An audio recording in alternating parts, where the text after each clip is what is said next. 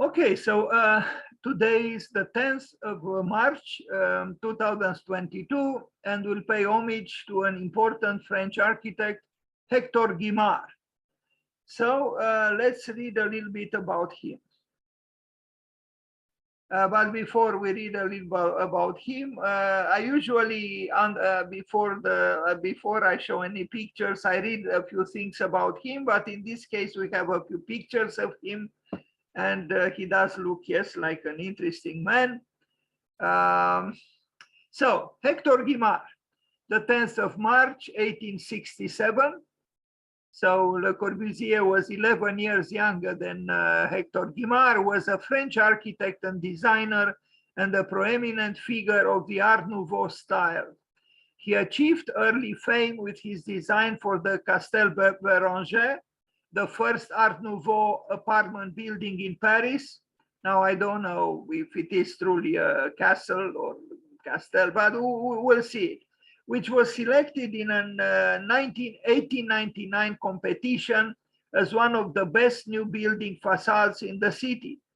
He is best known for the glass and iron edicules or canopies with ornamental Art Nouveau curves, which he designed to cover the entrances of the first stations of the Paris Metro, the subway stations in Paris. Between 1890 and 1930, Guimard designed and built some 50 buildings, in addition to 141 subway entrances for Paris Metro, as well as numerous pieces of furniture and other decorative works. So quite an activity. I mean, just 141 subway entrances, incredible, and around 50 buildings. However, in the 1910s, Art Nouveau, in the 1910s, Art Nouveau went out of fashion, and by the 1960s, most of his works had been demolished, and only 2 of his original metro edicules were still in place. What a tragedy. Guimard's critical reputation revived in the 1960s, in part due to subsequent acquisitions of his work by the Museum of Modern Art in New York, and art historians have noted the originality and importance of his architectural and decorative works. You see, this is a tragedy. It's not a tragedy of the dimensions of what's happening in Ukraine now, but it is a tragedy when the taste of a certain period of time decides that something is not good and burns and destroys and so on. It's unacceptable, but it is happening. France, which is a cultivated country and with an important history, cultural history and civilization, you know, they just demolished almost all his buildings. I mean, it's unbelievable. Well, it happened. So let's look at he was truly a remarkable architect, and to destroy such works just because the dogma of simplistic modernistic design was ruling at the time is just sad. So this is what he said. I love architecture because in its essence, in its structure, in its function, and in all of its manifestations, it contains within itself every one of the other arts without exception. Beautiful, beautiful. But unfortunately, there are still many who don't even think of a possible, vicinity, at least, between architecture and art. Again, this is Hector Guimard. And here he is at his drafting board in a room which the minimalist would consider unacceptable, but the minimalist is just one between many. So what the minimalist thinks and feels is subjective. Drawings, some drawings of Hector Guimard. I personally think the ornament brings joy to the maker. It's a release of creative forces that exist within all of us, and to just think in terms of vertical lines and horizontal lines and 90 degrees angles. As Zaha Hadid said, you know, in nature there are 360 degrees. Why are we using only one? So another drawing by Hector Guimard, you know, a project, details, you know, again, you know, I truly think art will save architecture, you know, because I think in most architects, even if they don't recognize it, there is an artist somewhere, somehow. Anyone who enters a school of architecture has somewhere an artistic corner, so to speak, an artistic sensibility. And if that artistic sensibility is, you know, restricted and persecuted, it's a loss. It's a loss for that person, but also for architecture. Now, yes, in the name of art, there were excesses and there were even mistakes, because architecture is a special kind of art. There is a distance, there is a certain distance between architecture and art. But there is a distinction, but there are also bridges. So, you know, if there were no bridges, why do schools of architecture, those that have an entrance examination, require those who apply to have either a portfolio with drawings or to pass an examination with drawings? Why? You know, they don't do the same thing at the technical schools. So obviously, you know, there is a side that is artistic. And what else is here if we look at, you know, how are you going to do an aesthetical work or an aesthetically charged work if the artistic side of architecture is not there? Now, in the case of Art Nouveau, of course, the artistic, you know, material or substance is richer. But it exists. Even in minimalism, there is an artistic sensibility that manifests itself. It's just sad, it's heartbreaking to hear that, I mean, this is a modern architect, actually, you know, to have his, most of his buildings demolished. It's unbelievable, you know, and in Europe, in France, of all places. Just because there was no time, at that time, his works were not understood.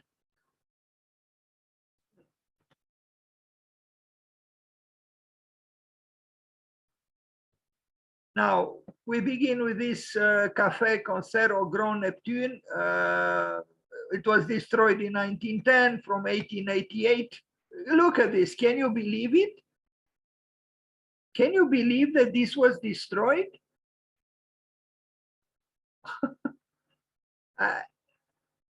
And where? In Paris, Exposition Universelle.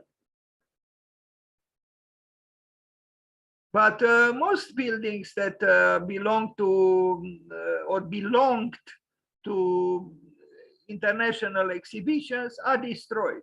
That's why also that incredible building by Yanis Xenakis and Le Corbusier, the Philips Pavilion, was destroyed. You know, so nothing any longer takes us by surprise. The Palace of Electricity, you know, and the electricity it is indeed. Anyway, this was from 1900, the exhibition of 1900.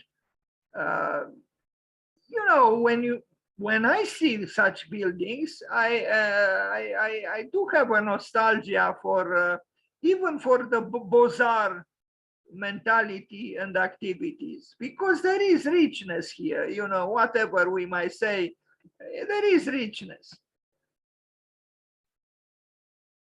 Now, 1891, Hotel Rosé, Rue Boileau. Boileau was an interesting theoretician of culture, and I only remember one statement he made. that a good work has l'esprit de géométrie and l'esprit de finesse. So this good work has both the spirit of geometry, you could say this is structure, and l'esprit de finesse, the spirit of fineness, the gracefulness, which is, I would say it's ornament. So you have structure and ornament, l'esprit de géométrie and l'esprit de finesse. That's what Boileau said, but this is just the name given to that street on which this little building, I don't know until when it survived, or if it survived until the present. I don't know, this is the side, and this is the main elevation, I guess. Well, it's true, his buildings are, you know, a little bit, you know, difficult for an austere vision of architecture because they are picturesque, they are, you know, romantically sweet sometimes, but I do think, you know, again, if Hector Guimard was a very important architect, you just don't destroy, in my opinion, the worst building by the best architect is better than the best building of a, you know, less architect. Because I think even in their mistakes, the important architects or the important artists do something interesting somewhere. You know, they might fail, but I don't know. I'm tempted to trust them. I mean, even this, you know, the doorway, you know, this gate, it's a creation. Okay, it might not satisfy all tastes, but it's a creation. It's original. Of course, they don't have the perfection of the beautiful trees or vegetation that surrounds the building. Now, Sépulture, Victor Rose, and Cimetière, this is in the cemetery, I don't know which cemetery, Cimetière de Batignolles, 1892. Architects at the end of in the 19th century and before, and also a little bit at the beginning of the 20th century, they built for the afterlife, for Domus Eterna. This is not happening now very often, although there are some exceptions now as well. Villa, I said, yes, the 1893. Actually, this looks similar to maybe it changed its name, because we already saw it actually, but not so clearly as in this picture. Now, it does seem that here is the staircase, right? I mean, it's not, it cannot be anything else.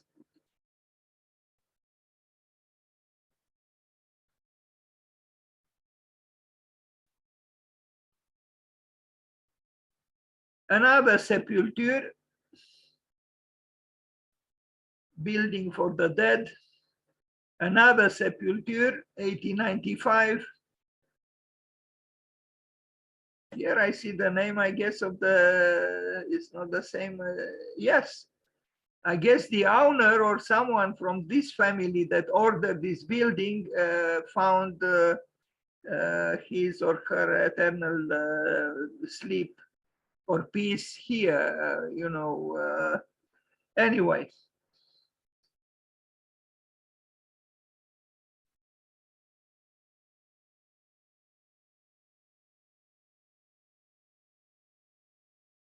Rather monumental. I mean, it's not the most modest, you know, sepulture I ever saw. It's not. But anyway, now we arrive at this important work that we read about it, le Castel Beranger, Rue La Fontaine, 1895, 1898. And here it is, part of the urban fabric. And it's, you know, a block of flats, if I am to call it so.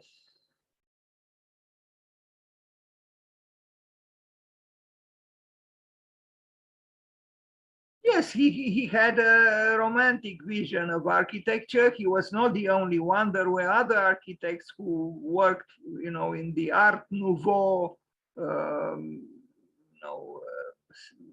current or movement, or I don't know how to call it.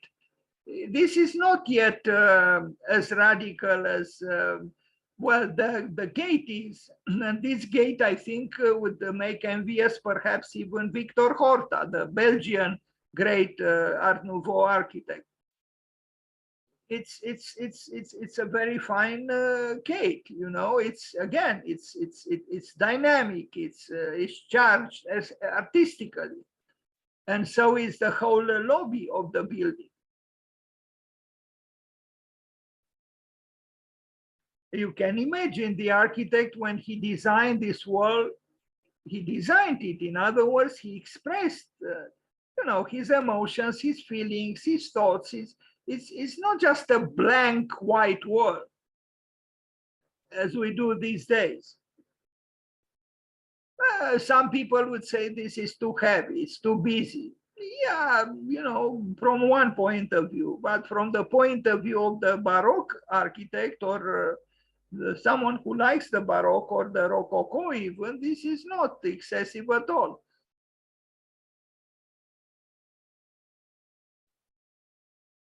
But it is a creation, and it's just the lobby, the entrance into a block of flats, essentially, if I am to call it block of flats.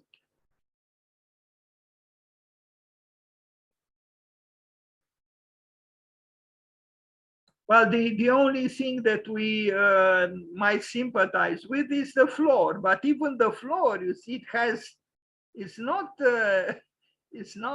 blank. It's not, it has itself, certain elements of sensitivity, if I am to call it so, but compared to the walls and the ceiling, is much more subdued.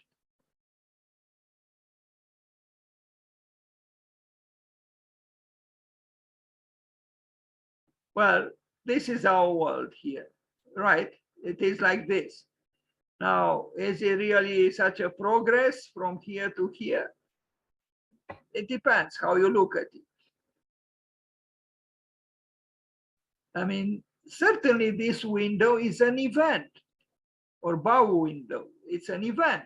And it's also in the corner of the building. And, there is an animal here that who knows what story it might tell, and what symbolism it might have. So, look how it is done. This requires skill. This requires study. We don't do such things any longer, really, because we are too busy to cover the world with as many buildings in the shortest time possible. Of course, who is going to pay you, if you work in an architecture office, to work on a so-called simple gate, a few days at least to create this?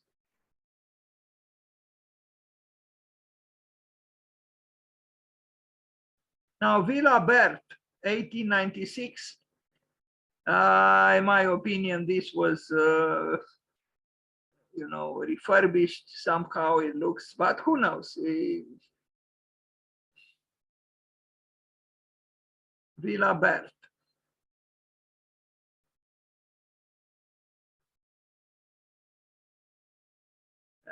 This is different from what isn't it? A little bit different. In the drawing, it looks a little bit different from especially from here.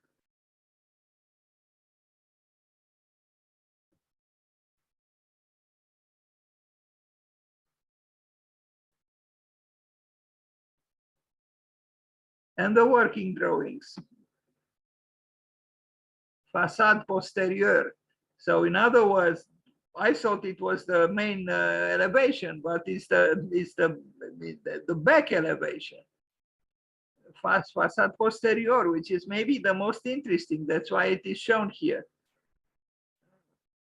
So yes, it's this elevation in the back of the building. I don't know if I have an image with the front of the building. Le deuxième étage. It's a diagrammatic drawing. Nothing so special here.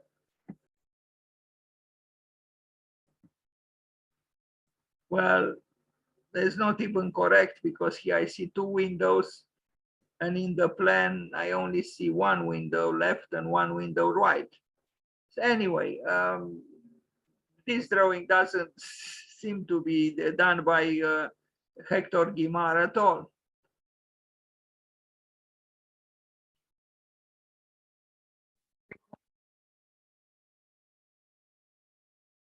But there are interesting things here. Well, what are these things here? I don't know. You know, but I think John Ruskin was correct.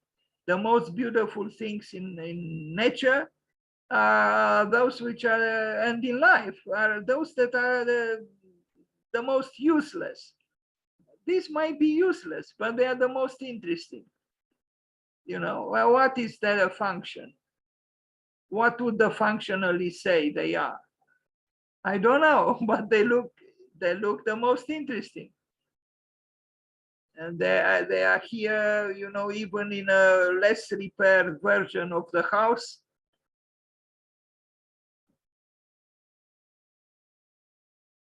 Architect Hector Guimard. Another gate. This one different from the previous one that we saw, but also again showing character and invention, innovation. Why? Because of the ornament. Another sepulture, also at the turn of the century. Ici repose Nelly Chaumier. I don't know who Nelly Chaumier is, but this is her Domus Eterna.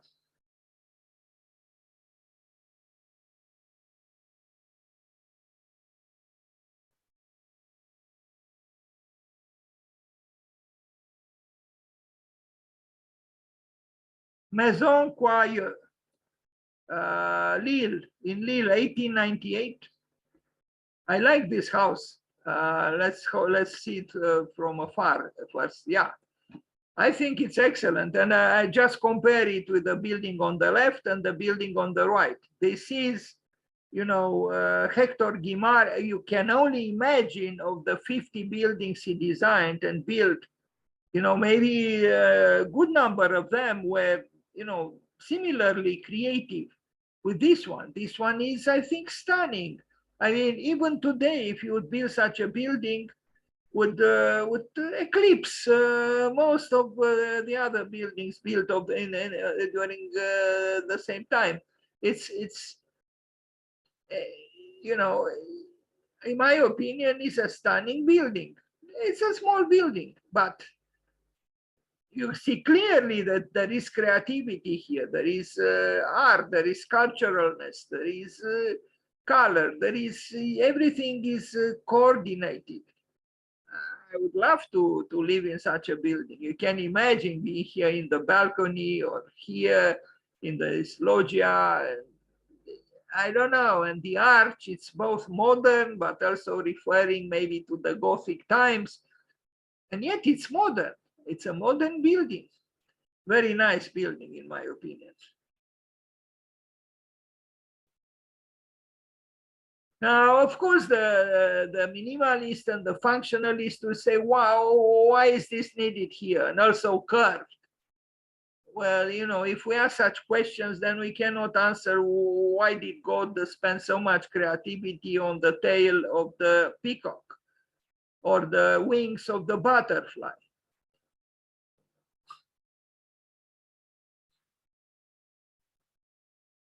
I mean, even this column, you know, look, it's done in an interesting way. It's, you know, everything is imbued with an artistic spirit. So it's called, let's remember this, from 1898, so it's 124 years old, Maison Coyeux, I hope I pronounce well, it's in Lille.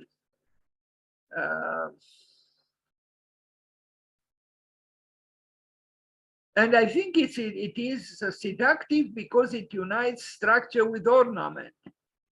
Here we have structure, but it's also an ornamental structure, as opposed to what's here and what's here. What's here is banality, what's here is banality. This is not banality. And look at the interior also. You know, it's precious. It's like a jewel. I feel like going to Lille right now to see it. And it has a nice store at the bottom, I see, ceramic.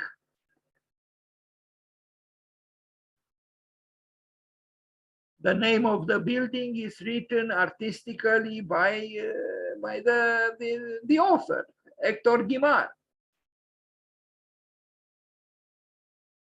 You see what's written here, Arch and Art, Architecture and Art, Paris.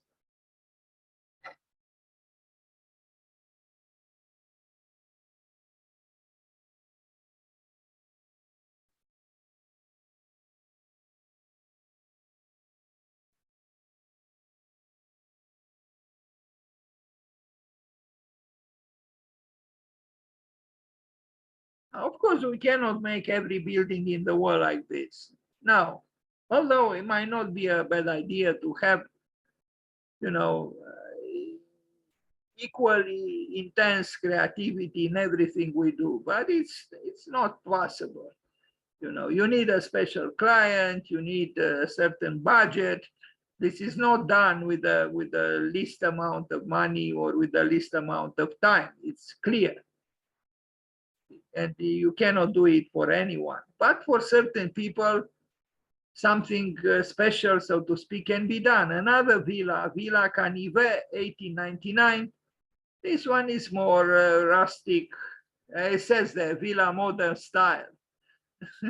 That would make us smile now, because we would call this anything but modern.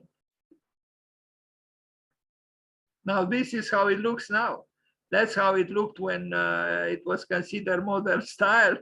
I guess, you know, people did take notice of this postcard and really wanted it to look modern. And here it is.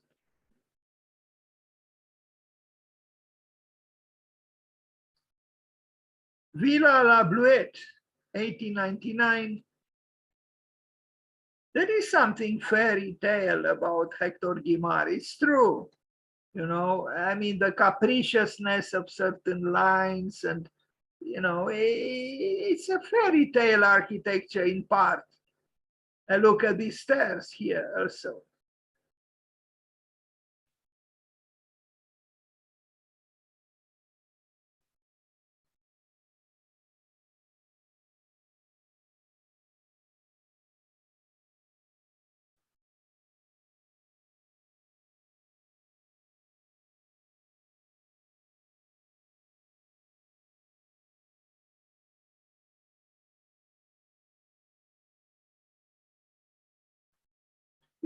It's a work of imagination.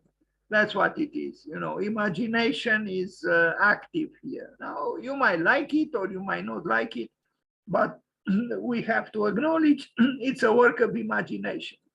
I mean, look at this, you know, look how it is done. He obviously complicated himself. You know, why did he complicate himself? Well, again, God complicated himself too when he designed the peacock's tail or the wings of the butterfly. Why did God lose his time doing that? Well, again, why did Guimard, Hector Guimard, lose his time to make this also asymmetrical and, you know, all kinds of complications? Look at this window, different from this window and different from this window and different from this window and different from this window. But then there are so many equally, you know, capricious differences everywhere in nature. It's life. It's life. Subjectivity is present. Capriciousness is present. Look at this door. You know, why did he do it this way? because he was a creator. That's why. Another sepulture, 1899. Ah, here is someone from that family of that nice building in Lille. Is it? No, I think I'm wrong, although it looks similar, the name. This is the very well designed Domus Eterna, I would say, and more mysterious, still massive, but I think Guimard became more and more knowledgeable and inspired about doing this kind of works. And it is, you know, original if you compare it with the building on the left and on the right.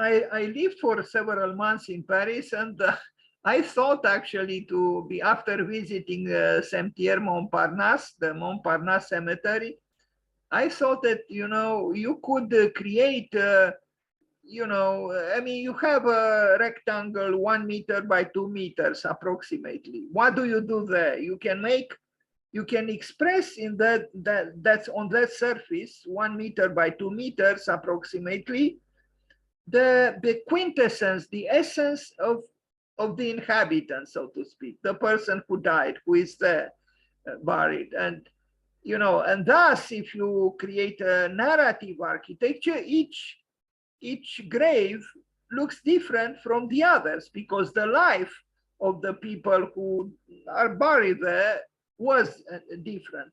And you know, yeah, I think such things matter, but we totally neglect the dead these days. You know, we don't think about them. We only think about us, the so-called living ones. Le Castel Val, another castle, if we have to call it a castle. I don't know. I don't like this building so much, but he designed it. It's still Hector Guimard.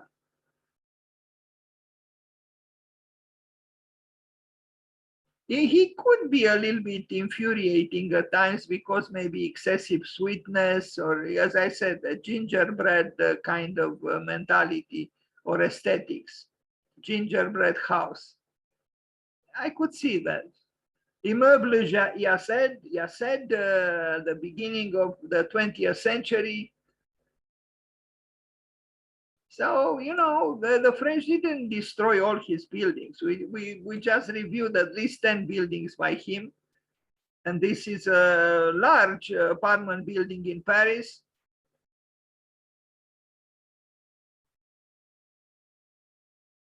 He obviously liked difference, you know, difference. You know, there are all these exceptions to the rule that attracted him, you know, like this balcony here, you know, and yeah, he created variation, but there is variation within unity.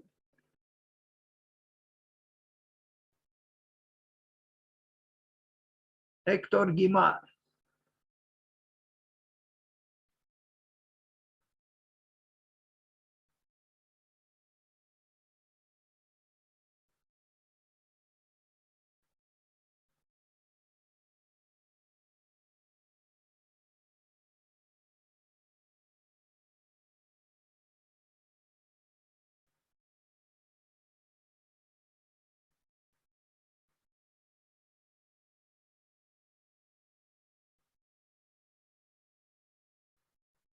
Now, to do something like this, you also need good craftsmen. You cannot, you know, you cannot ask anyone to build something like this. You do need good craftspersons to be able to build in this way. Another castle, the Castel d'Orgeval, drawing, and let's see the building. Here it is. There are awkward things, it's true, you know, like what's going on here. But they are fantastic in a way, you know. There is the world of fantasy is present in the works of Hector Guimard. Maybe at times excessively so. And yes, it is awkward a little bit, this hat of the tower. And, you know, there are some unusual things happening here.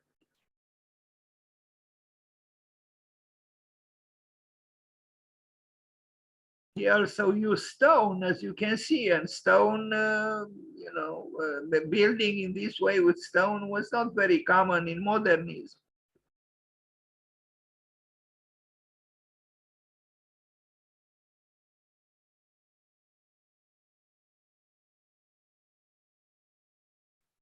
Sorry for the, you know, it's not very clear, but anyway.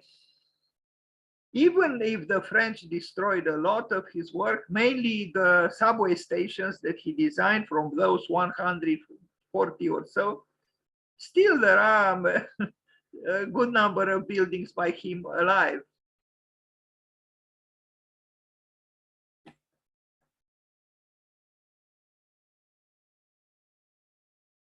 You see how he placed, how he played actually with the stones. You know, again, the rigid dogmatic functionalist would protest. Why is it like this and not the other way or whatever? Because architecture also has subjectivity. That's why. Not everything is objective and rational.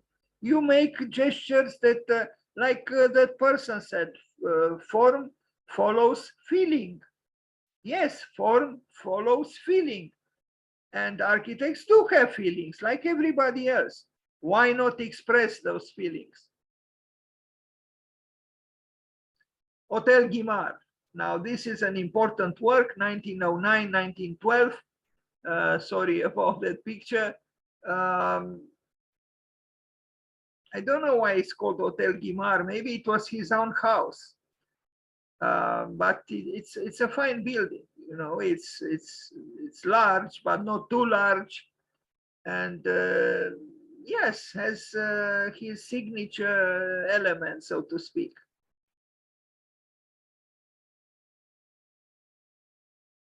A certain amount of fluidity, but restrained fluidity.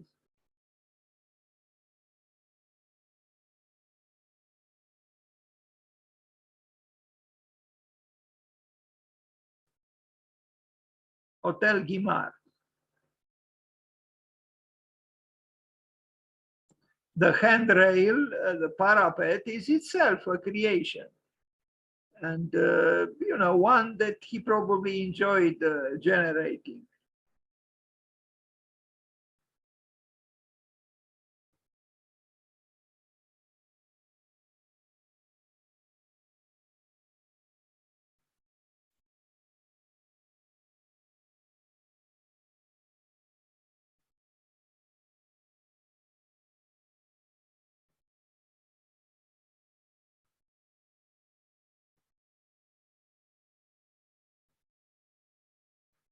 The problem, the problem with functionalism is that thinking continuously about function, you forget to think about form. And architecture is about form as well. You need both function and form, not just function. So without form, what would architecture be?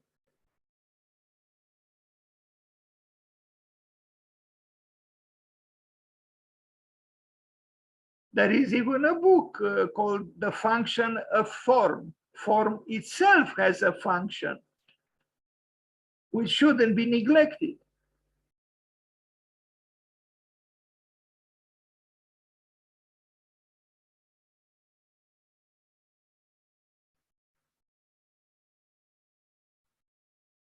There are many permutations between the word function and the word form.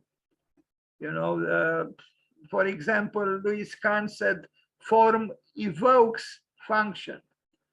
Louis Sullivan said form follows function, but he was misunderstood because he was also an artist through and through.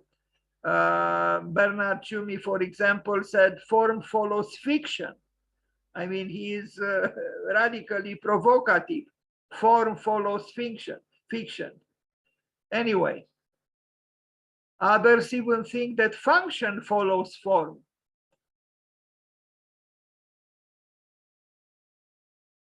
It would be actually interesting to make a house respecting such permutations of the relationship between function and form. You make a house illustrating form follows function. You make a house illustrating form evokes function. You make a house illustrating what Tschumi said, form follows fiction, and so on. There are others. Immeuble Trémois, look at this, it's music, you know, it's with physical elements, it's sculptural, it's musical, it's graphic, it's interesting.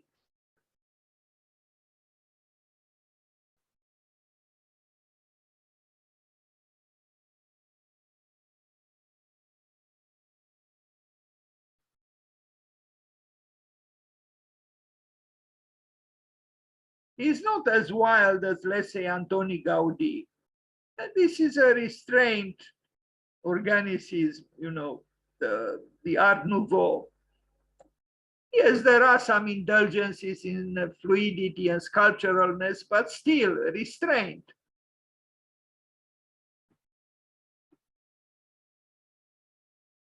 And not totally capricious. They also have to do with structure. Hotel Mezzara.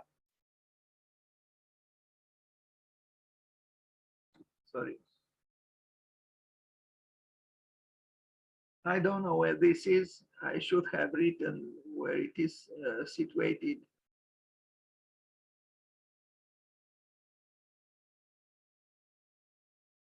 It's a hotel particulier. It's, you know, the French use the word hotel a little bit different from, it's actually a lodging, you know, but I don't know if it's temporary or it's some kind of a villa in a way.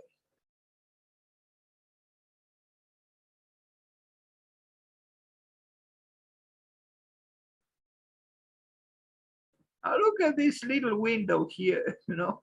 I mean, yeah, some would say it's too small. Is it really necessary? But it's one of the eyes of the building. It has many, or a good number of them.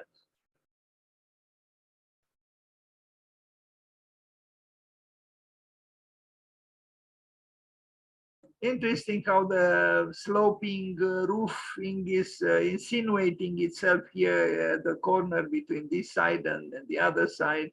There are interesting things here, you know, delicious little details that make the building, you know, enjoyable. And the inside is also, you know, rich and rather impressive.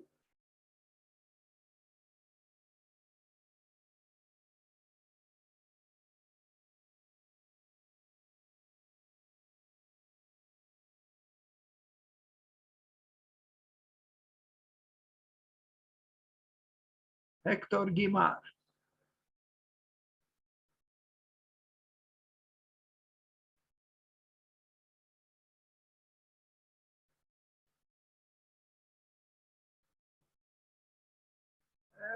Villa from 1913 is include there's some elements of something that we saw previously.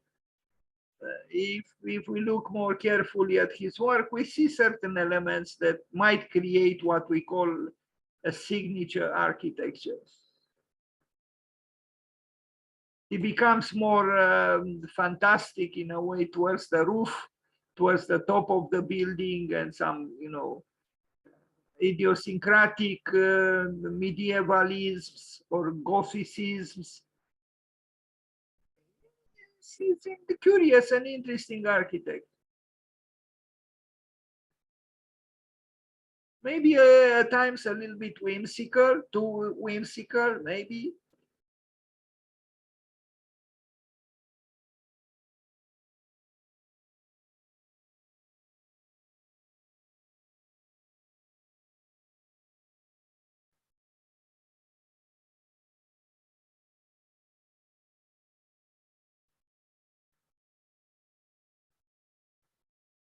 From 1913.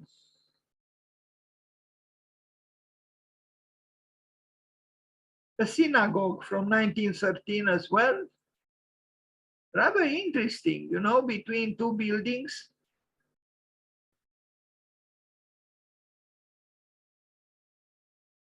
Perfectly symmetrical. I mean, the front elevation.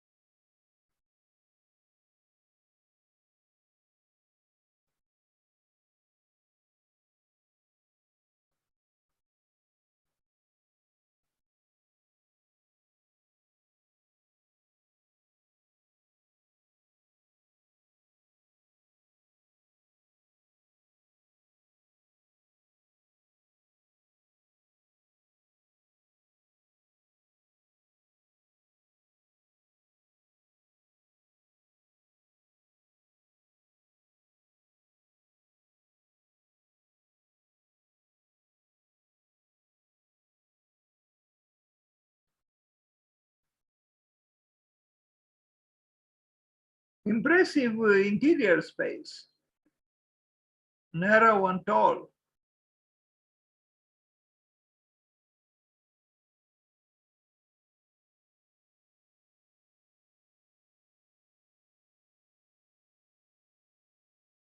Immeuble de bureau, an office building.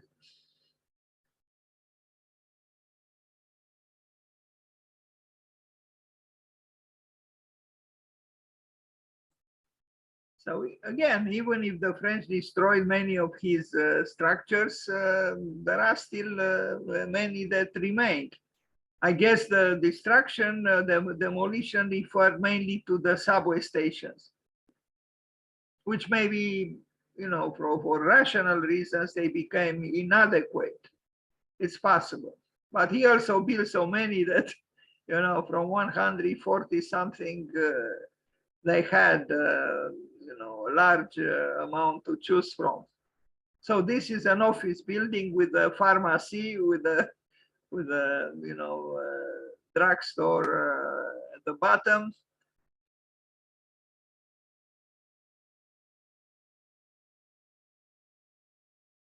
Architect Hector Guimard. Hotel Particulier, 1921, 1922. Nice works with these bow windows, and you know, they all always bring something interesting. Bow windows, they are fine architectural devices.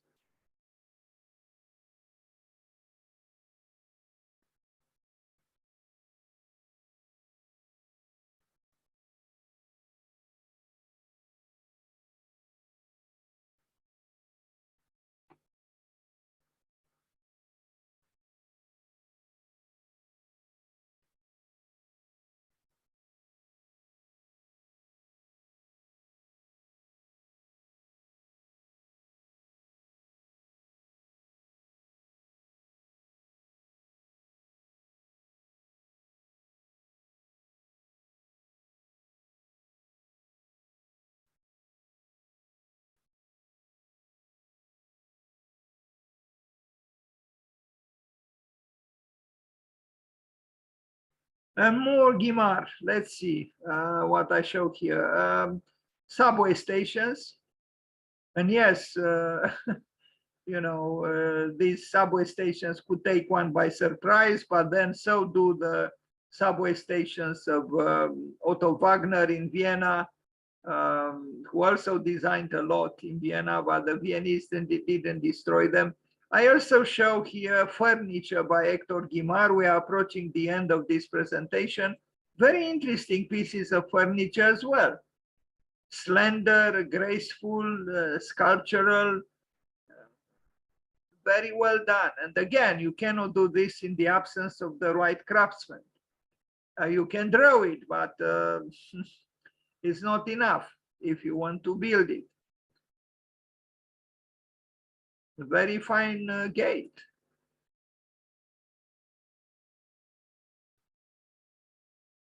Artistically charged, very much so.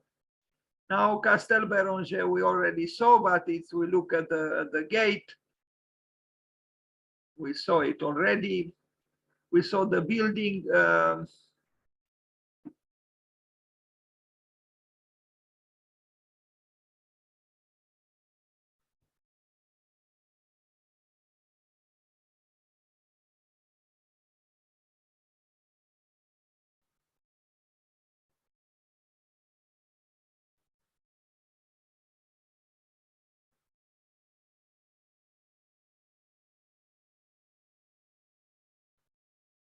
There is variation, there is richness. There are all these details that contribute to the richness of the, experiencing the building.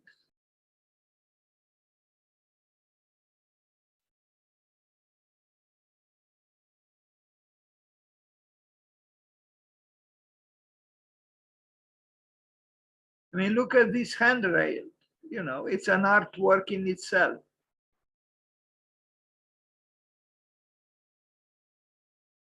Would such a handrail make you a better person? Would such a handrail make Putin change his mind about the war in Ukraine? I don't know. Maybe Rem Koolhaas was right. Human beings don't learn anything. But maybe they do. Maybe Koolhaas was too pessimistic and too cynical. Maybe such a handrail in certain circumstances could make one change a little bit, maybe. If that one thinks a little bit about the, the object.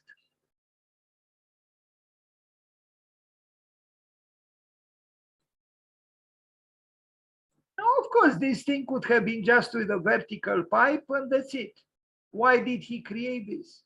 Well, again, the peacock's tail.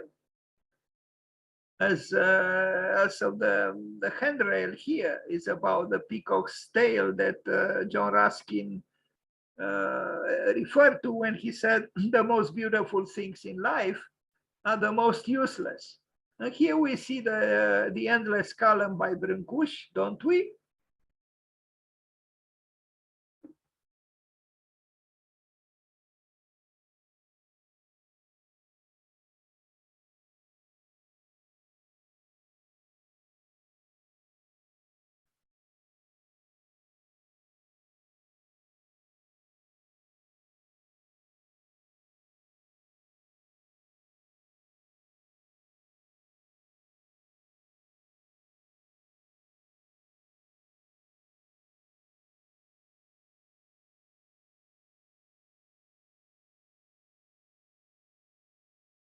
It's literally about the power of invention, about the power of imagination.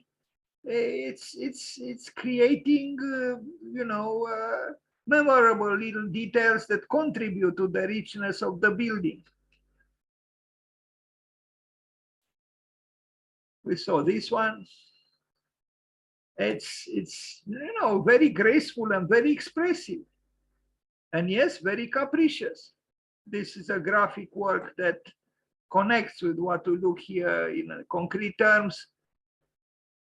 Hector Guimard. Now we arrive at the subway stations. The few, I guess only two are still alive, which is very sad. They are indeed the peacock's tail. I see them as such. The Metropolitan Metro.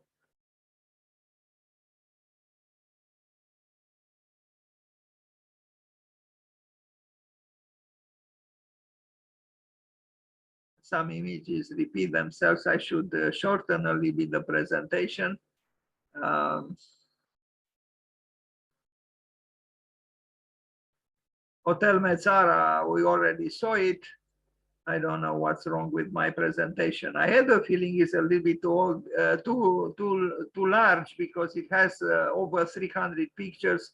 I'm beginning to regret that I added this material to make my case more convincing.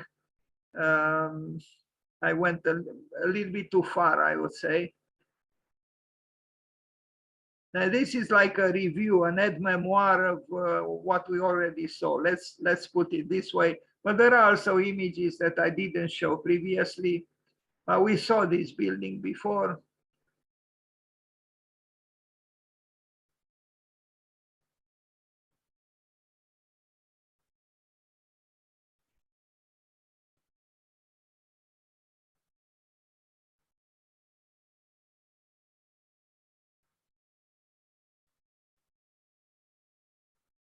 Art Nouveau, indeed. We saw this one, but not this one.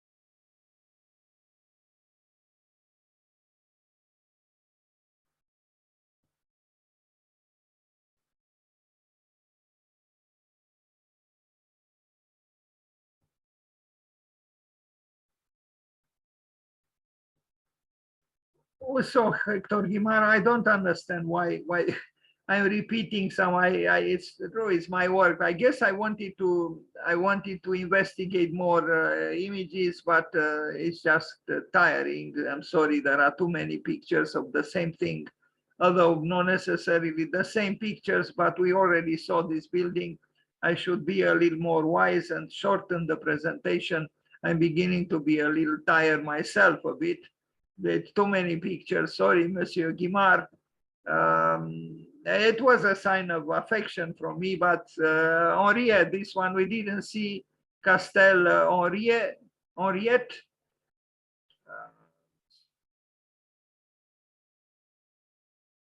This one we saw. A cottage. This one we didn't see with all these old postcards with romantic stamps on them. Castel d'Orgeval, we saw it.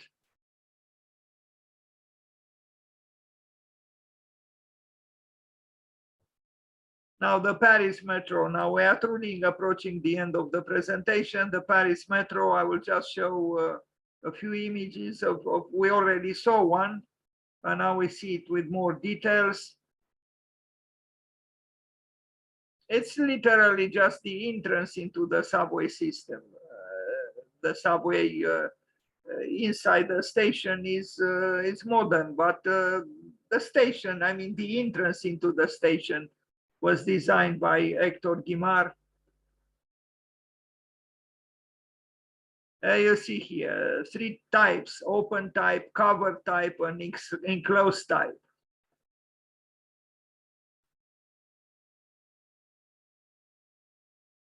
Built with cast iron, they make heavy reference to the symbolism of plants.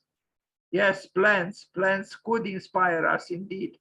141 entrances by Guimard were constructed between 1900 and 1912, of which 86 still exist, so about 60 or so were destroyed.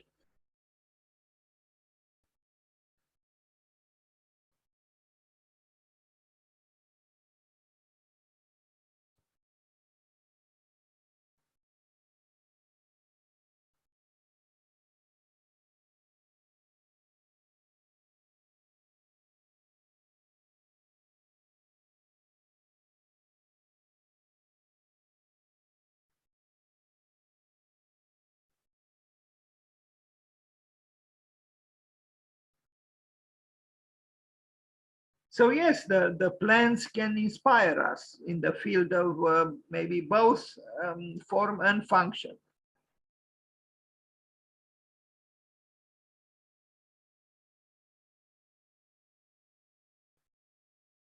It's true, they have a different spirit from what we look at here and here and here and everywhere around. They have a different sensibility. But maybe this different sensibility is coming back now that plants are so important for us in order to survive, actually, to have oxygen. And also the fluidities that parametric work allow us to arrive at, you know, it's high time, so to speak, for the aesthetics of plants. Furniture. And with this, we end the presentation, this rather long presentation. Let's look at some pieces of furniture by Hector Guimard. A chair, a cart itself, with its own fluidities, probably comfortable and probably costing a fortune.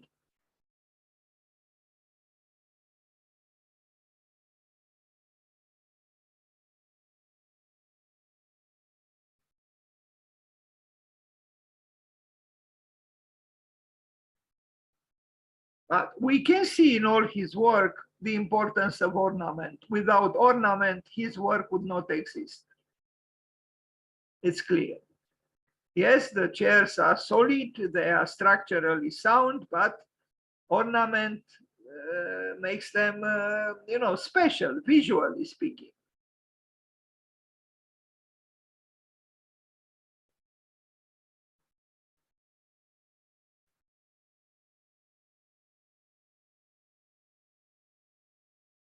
If you had such a chair in your house, you would probably just, you know, you cannot frame it, but you can put it in a special place and just look at it and never sit on it. I imagine though they were made in order to sit on them. This is interesting too, with 3 legs.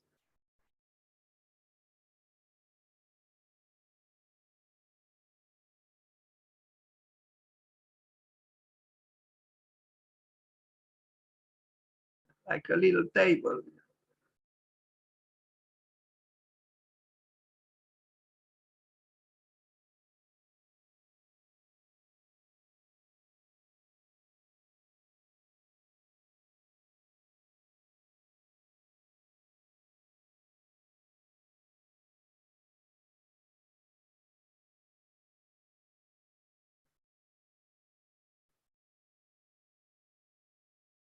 A nice desk.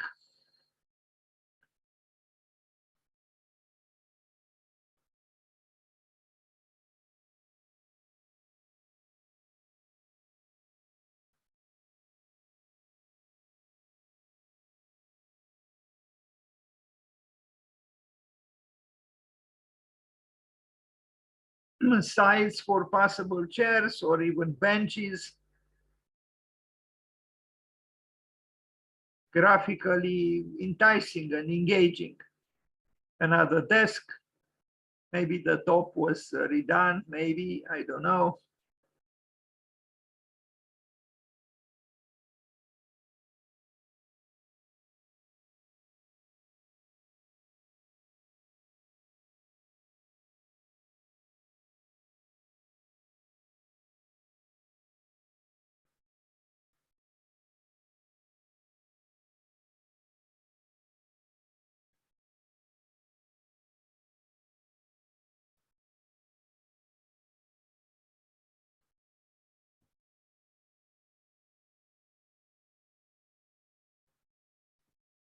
That's it.